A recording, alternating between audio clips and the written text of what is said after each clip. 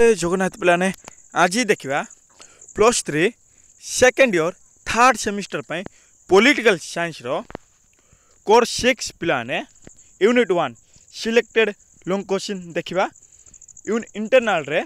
आसबार बहुत संभावना अच्छी एवं सेमिस्टर रे मध्य आसबार बहुत चांस अच्छी देखा आधुनिक राष्ट्र व्यवस्थार लक्षण और मौलिक उपादान गुड़िक संबंध में आलोचना कर discuss the characteristics and basic elements of modern state system पिलाने ए वीडियो रे ओनली कैरेक्टरिस्टिक बा वैशिष्ट्य देखा आ गोटे वीडियो रे मौलिक ए वीडियो रे गोटे वीडियो रे ही दुईटा लॉन्ग क्वेश्चन हेबो बट एथिरे गोटे ही लॉन्ग क्वेश्चन अपलोड करवा देखिबा नेक्स्ट वीडियो रे मौलिक उपादान जा अच्छे ता आलोचना करी लॉन्ग क्वेश्चन आंसर देखिबा द्वितीय विश्वयुद्धर परवर्ती व्यवस्था रे एशिया और अफ्रिका रे केतेक नूतन स्वाधीन राष्ट्रर सृष्टि होइतिला मीन्स कौच पिलाने द्वितीय विश्वयुद्ध परवर्ती अवस्था रे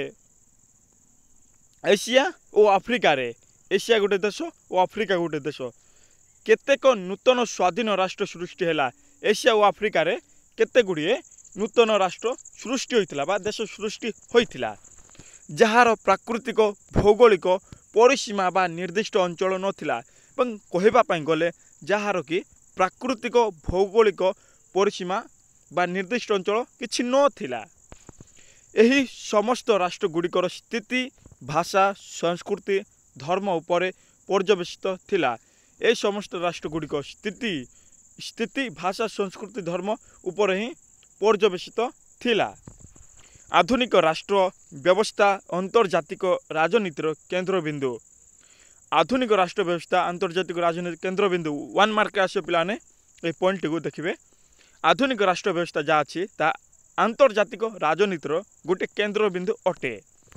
जातीयतावाद जातीय स्वार्थ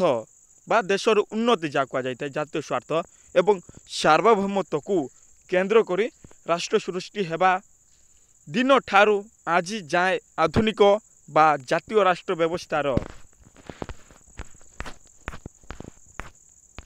प्रकृति और लक्षण रे अनेक परिवर्तन आसी पारिछि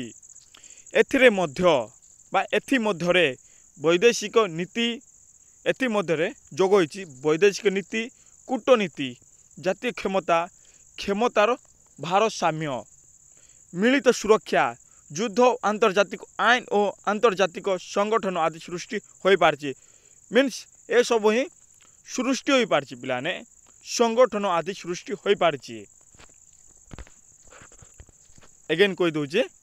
वैदेशिक नीति कूटनीति जातीय क्षमता एवं क्षमतार भारसाम्य मिलित सुरक्षा और ता सहित युद्ध आंतर्जातिक आईन और आंतर्जातिक संगठन आदि सृष्टि हो पारिछि देखिया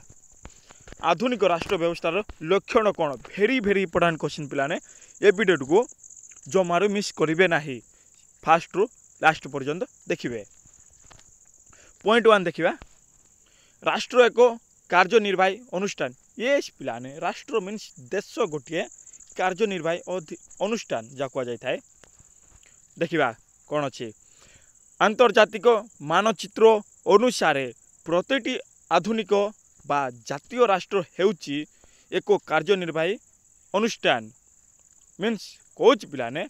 आंतर्जातिक मानचित्र अनुसार कहवाई गले प्रतिटी आधुनिक बा जातीय देश हेउची एक कार्यनिर्वाही अनुष्ठान गोटे कार्यनिर्वाही अनुष्ठान गोटे कार्यनिर्वाह करिथाए यह कौनसी राष्ट्र प्रति कौनसी क्षेत्र में आनुगत्यता प्रकाश न करी निजे ताहार कार्यपंथा स्थिरीकृत करिथाए यह स्वाधीन भावे पड़ोसी राष्ट्र सह संपर्क प्रतिष्ठा करिथाए यह स्वाधीन भावे पड़ोसी राष्ट्र भावे संपर्क प्रतिष्ठा करिथाए मीन्स भाविनिय चीन है पड़ोसी राष्ट्र भारतर फॉर एग्जांपल पिलाने भारतर पड़ोसी राष्ट्र चीन फॉर एग्जांपल बुझापी गले संपर्क प्रतिष्ठा करिथाए शत्रु राष्ट्र को मध्य चिन्हट कर शत्रु मीन्स के पिलाने भारत रोचे पाकिस्तान होची एवं चीन होची शत्रु राष्ट्र को मध्य चिन्हट करी ता विरोध में मध्य कार्यपंथा निर्धारित करिथाए। 2 नंबर देखिया पॉइंट राष्ट्र हेउची एक मुक्त व्यवस्था यस पिलाने देश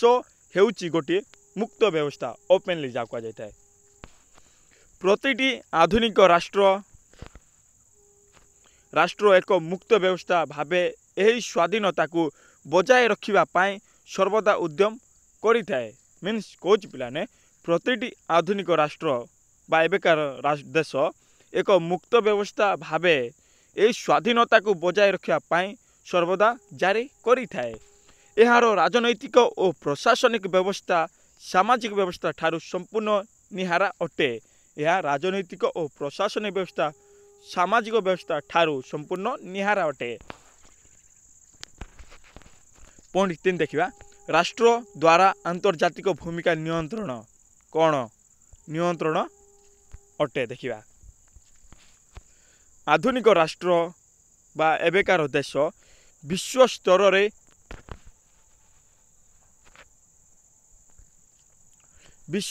रे एक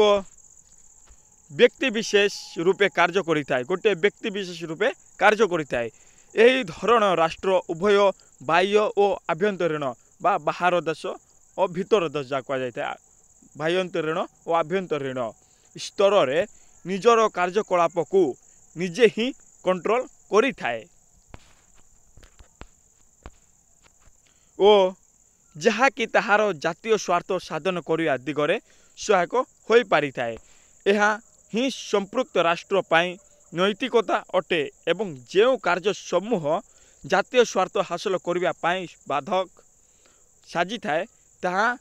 संपृक्त राष्ट्र पाई अनैतिक कार्य अटे मीन्स कौच पिलाने यह ही संपृक्त राष्ट्र पाई नैतिकता अटे नैतिक जे कि जहा कि भूल टिक बुझीबार क्षमता थाए नैतिकता मोरालिटी जा कह जाए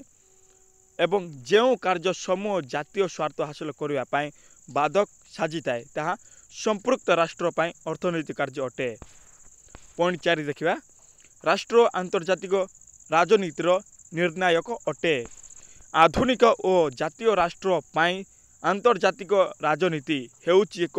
सुपरिकल्पित और सुनियंत्रित प्रतिफलन जातीय राष्ट्र समूह विशेष भावे प्रभावशाली राष्ट्र समूहर आवश्यकता और निष्पत्ति अनुसार आंतर्जातिक राजनीति रे परिवर्तन आसी थाए।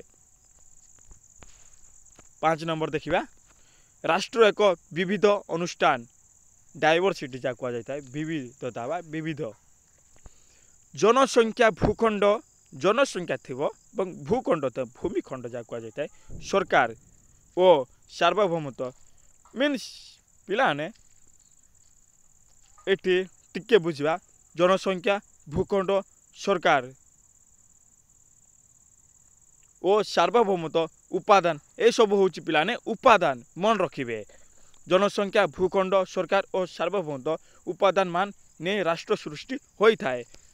एक राष्ट्र मध्य गणतांत्रिक एक छत्रवाद कहले पिला जन ही शासन कर फॉर एग्जांपल देखा गले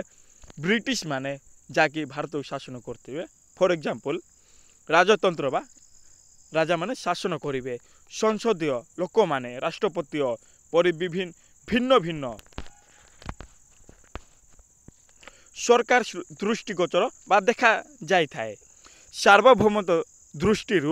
राष्ट्र एक बृहत मध्यम बा क्षुद्र शक्ति होई पारे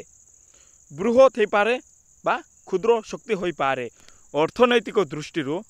कहवाई गले विचार कले यह प्रगतिशील विकासोन्मुखी और पछुआ वर्ग राष्ट्र मध्य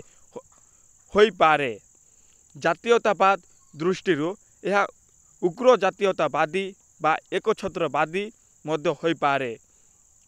अधिकांश जातीय राष्ट्र रे बहु धर्म बा विभिन्न धर्म रही थाए भाषा विभिन्न भाषा और संस्कृति विभिन्न संस्कृति व्यक्ति विशेष बसवास करिथांती। राष्ट्र व्यक्ति विशेषकर बहुमुखी आवश्यकता को परिपूर्ण करिपारुथिबा जोगु एहार कार्य परिसर बहुमुखी मन होता है।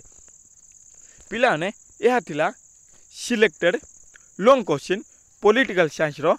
कोर 6 जा अछि पिलाने यूनिट 1 ए वीडियो को जोमारू मिस करिवे नाइ बिकॉज आगामी रे एग्जाम जा हुए तो इंटरनल हे पारे किंबा सेमिस्टर हे पारे श्योर 100% आसी पारे।